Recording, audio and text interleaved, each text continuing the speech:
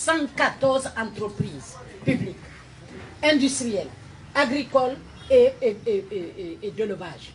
Où sont passées ces entreprises? Toute l'Afrique de l'Ouest venait acheter les tôles chez nous. Toute l'Afrique de l'Ouest venait acheter les cahiers chez nous ici. L'imprimerie Patrice Lumumba. On avait une usine textile, 42 millions d'écus à l'époque. Le président a fermé, il a pris la clé, il l'a mis dans sa poche. Nous avions le train qui faisait Conakry-Cancan. On avait 2 bateaux, on avait 9 avions, dont 5 Boeing. Eh ben oui.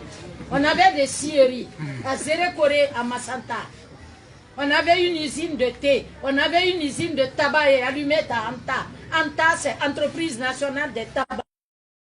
Ce qui a donné le nom à ce quartier. On a créé une forêt pour avoir l'arbre qui produit les allumettes. On avait le centre pilote. C'est là-bas où on a fabriqué la machine à faire l'huile de palme qui fait que la Sierra Leone est aujourd'hui une des plus grandes exportatrices d'huile de palme. La machine a été fabriquée à Anta ici. C'est grave. On avait des huileries à Dabola et à l'huile de Kassa. On faisait du sucre à Koba chez toi. On produisait du sucre en Guinée. J'ai vendu 500 000 litres d'alcool produits en Guinée au Nigeria en 1982. J'ai vendu des venins de serpent. Vous avez bien entendu, des venins de serpent en cristaux fabriqués à l'Institut Pastoria de Kinya. On élevait des serpents venimeux là-bas. On prélevait leurs venins. On cristallisait et c'est à l'Institut Pasteur de Paris que je les vendais. On produisait le chlorhydrate de quinine à Sérédou. J'en ai vendu 80 tonnes à Sanofi. C'est la plus grande industrie pharmaceutique française.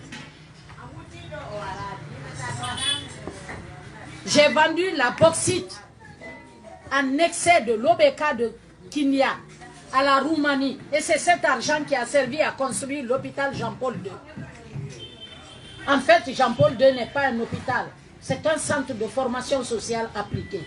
On devait former là-bas des assistants sociaux, des kinésithérapeutes, les orthopédistes, les travailleurs sociaux spécialisés sur les différents types de handicap. Ce centre-là, c'est un centre de formation. Il y a un jardin d'enfants là-bas. On devait former les jardinières d'enfants et les maîtresses d'école maternelle. On a tout bradé. C'est pour cela qu'il nous faut revenir à l'éducation. Quand on a signé l'accord de Kamsa, en 1971, on a ouvert l'ENAM. L'ENAM a été ouverte par Israël. Allez demander.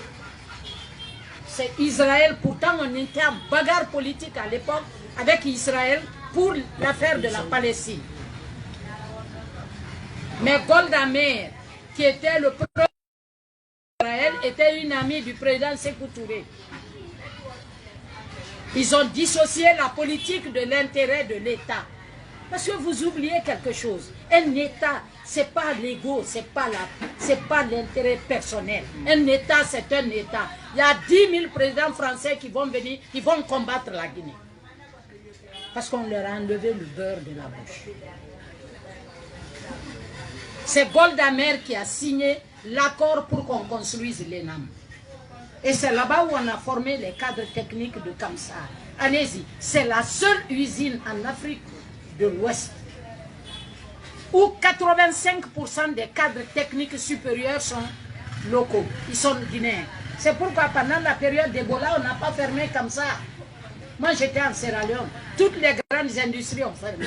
Le Libéria a fermé toutes ces industries parce que c'était des expatriés. Nous on n'a pas fermé parce que c'est des Guinéens. Mais dès qu'on a mis la construction de l'usine en place, on a mis une école pour former les cadres qui vont gérer l'usine. À Mamou, on avait une conserverie. À l'Abbé, il y avait une usine pour produire les huiles essentielles. J'ai vendu 600 litres d'huile essentielle produite à l'Abbé, à Grasse, dans la banlieue marseillaise. C'est là-bas où on fait tous les parfums du monde, tous les extraits de parfums. C'est à Grasse, c'est la centrale d'achat pratiquement européenne en particulier, mais mondiale en général. J'ai vendu 600 litres d'huile essentielle produite à l'Abbé, à Sirépar. Parce qu'il y avait une usine qui produisait ça. Alors, on a vendu tout ça, on a fait quoi? On a jeté le bébé et l'eau qui servait à le laver. Il nous faut revenir aux fondamentaux. Dans un pays, la première chose... Vous savez ce que la Chine a fait? Quand moi j'étais gosse, quand on disait qu'un produit est chinois, on dit pardon, c'est de la pacotille. Ce n'est pas aujourd'hui les Occidentaux qui prennent leurs avions et leurs hommes d'affaires pour aller commander des choses en Chine. Vous savez comment la Chine a fait?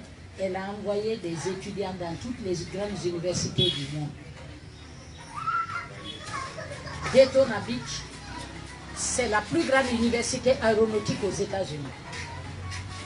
À Toulouse, vous avez la plus grande université aéronautique européenne. Vous allez vous trouver des Chinois là. L'école polytechnique de Paris, vous trouvez les Chinois. L'école polytechnique de Lausanne, vous trouvez des Chinois.